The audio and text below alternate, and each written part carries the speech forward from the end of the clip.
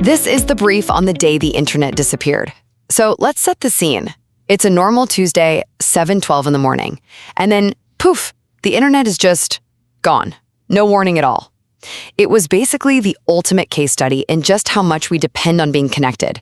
First off, the immediate collapse was just total. Complete economic paralysis. And we're not just talking about social media. I mean, smart coffee machines wouldn't work, smart locks sealed people in or out, all because they couldn't connect to the cloud. And it really showed how fragile our whole cashless society idea is, right? Bank apps were useless, ATMs went down. You couldn't even buy a bottle of water if you didn't have actual cash on you. Okay, so second, after that initial panic, you started to see this analog adaptation.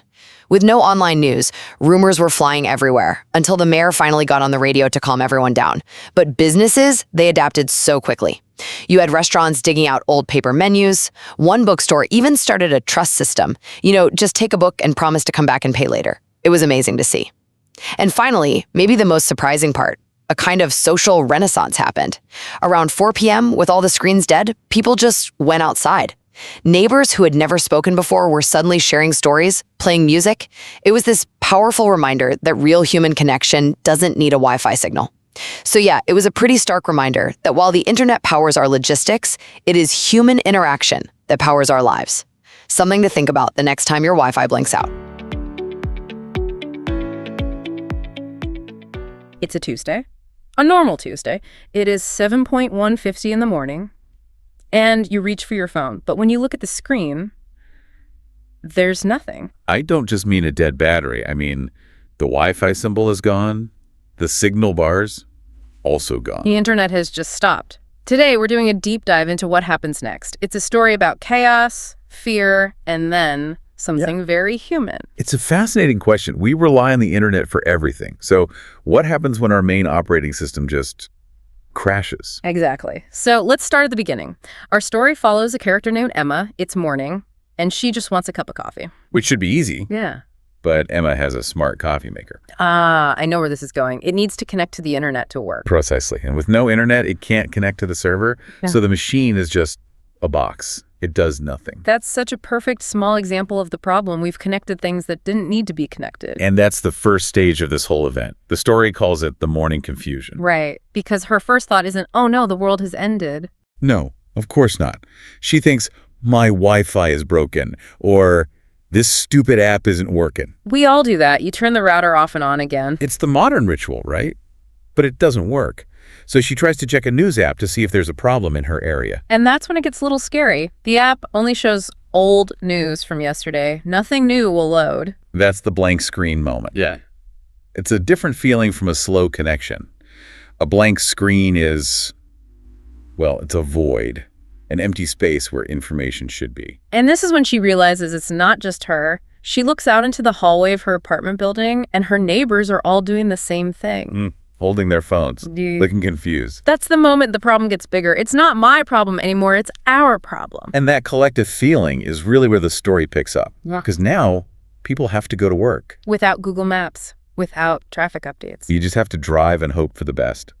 But the real chaos, the big problems, they start around 9 in the morning. This is what the story calls the financial panic. And this part is genuinely terrifying to think about. Oh, absolutely. So Emma finally gets to a coffee shop. She orders her coffee and she pulls out her phone to pay. And the machine just says error. So she tries her credit card, a physical card. Same thing, connection timeout.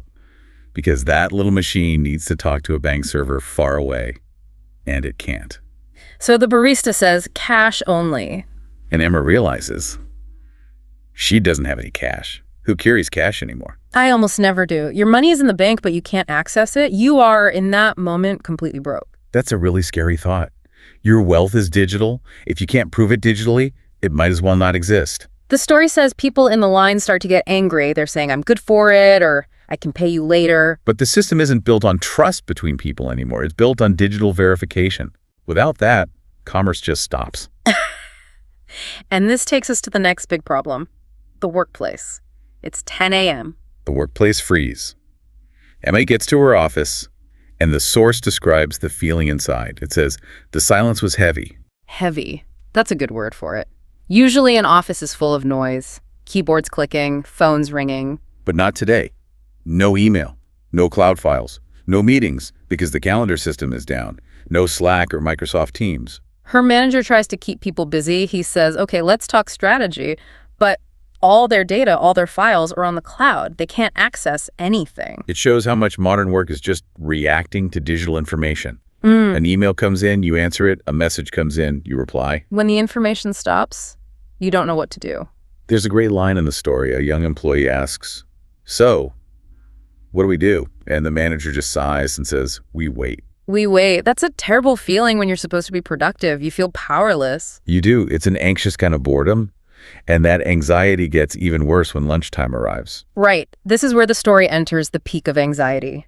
No one can order food on delivery apps. So all the office workers go out onto the streets at the same time looking for food. And they have to do things they haven't done in a long time, like read a paper menu in a restaurant window. Or talk to a person to order their food.